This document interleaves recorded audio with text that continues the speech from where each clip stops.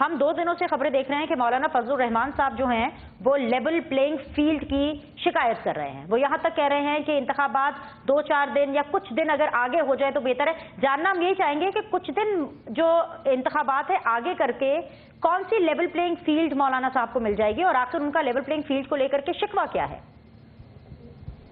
بسم اللہ الرحمن الرحیم. اصل میں یہ جو لیول پلینگ فیلڈ ہے یہ تو اور سیاسی اصطلاح میں لوگ استعمال کرتے ہیں. ہمیں اس سے زیادہ مجبوری ہے, ہمیں ایک پریشانی ہے, اور وہ پریشانی یہ ہے کہ ہمیں دھماکوں کا سامنا ہے. یعنی ہم کمپین نہیں کر سکتے, ہماری یہ مجبوری ہے.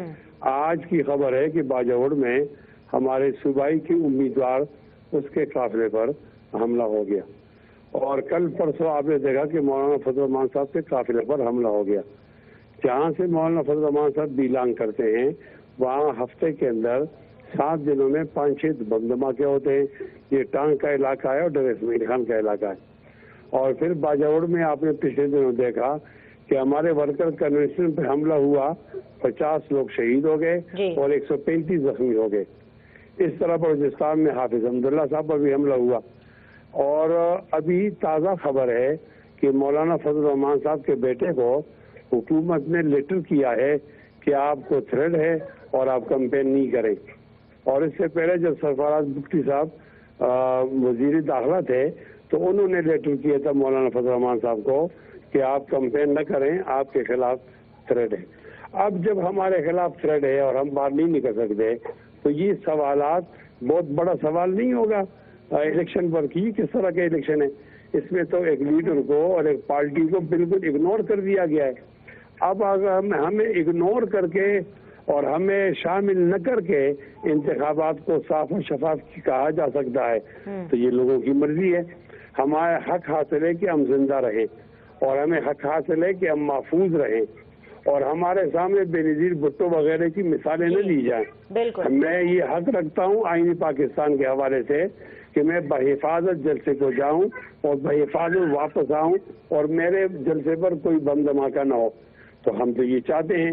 اس کے سمیت آپ کس طرح الیکشن کریں گے؟ یہ جو آپ نے باتیں ہمارا یہ مقابلہ ہے کہ پہلے سیکورٹی پرابلم کو حل کیا جائے. بالکل آپ کے تحفظات بڑے سیریس ہیں سر. بالکل میں اکنالج کرتی ہوں اس پلیٹ فارم کے ذریعے بھی کہ آپ کے تحفظات بڑے سیریس ہیں, بہت سنگین ہیں, ان کو سنا بھی جانا چاہیے.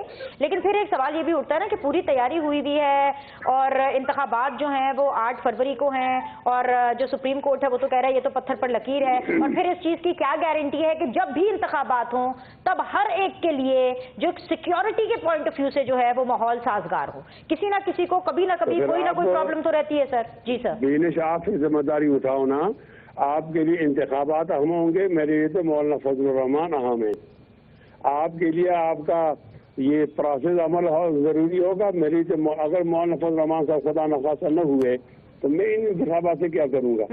یہ میرے لیے کون سا میسج ہے؟ ایسی باتیں قسم میں کی جائیں, ہمارا مشکل ہے, ہمارے مشکلوں کو سمجھا جائے اور ہمارے درد اور دکھ میں شریک ہو جائے اور ہمیں سپورٹ فراہم کی جائے. ٹھیک ہے مفتی صاحب, تو آپ چاہتے کیا ہیں؟ ہم تو چاہتے ہیں کہ آپ کے کنسرنز کو دور کیا جائے. 8 فروری سے نہیں تو 28 فروری ہو سکتا ہے, کیونکہ مارچ کے اندر تو سینٹ کے الیکشنز ہونے ہیں. سو کس حد تک اور کتنی دفعہ آئین کا انحراف ہوگا؟ میں یہی تو پوچھ رہا ہوں, آپ کی نظر میں سلوشن کیا ہے؟ آئین کا کوئی انحراف نہیں. اگر آپ کچھ پیچھے چلے جائیں دیکھیں آئین کا انحراف یہ کہاں لکھا ہوا ہے کہ اگر آپ نے مشکل حالات کے اندر آپ کے حالات نہیں بندے تو آپ اسی دن پر پتھر کی لکیر ہے؟ نہیں, ایسا تو نہیں ہے. یہ تو خود وہ الیکشن کمشنر بھی کہتا ہے کہ 2 صوبوں میں حالات ٹھیک نہیں ہے اور ہمیں مجبور کیا جا رہا ہے. چیف جسٹس سپریم کورٹ کا مجبور کر رہے ہیں کہ آپ کریں, جب ادارہ ہی تیار نہیں ہے اور حالات اس کے لیے سازگار نہیں ہے. لیکن آپ ہماری ایک اور مجبوری بھی دیکھیں نا, ہم پہ ہی حملے کیوں ہوتے ہیں؟ پیپلز پارٹی پہ کیوں نہیں ہوتے؟ مسلم لیگ نون اوروں پہ کیوں نہیں ہوتے؟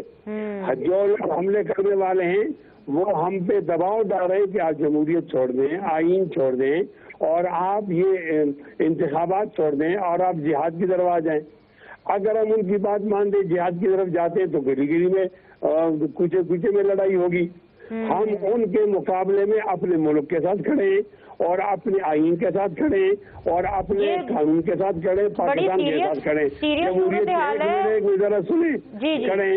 اب جب اتنی بڑی قربانی ہم کر دیں تو ہمیں سیکورٹی دی جائے نا۔ بالکل بالکل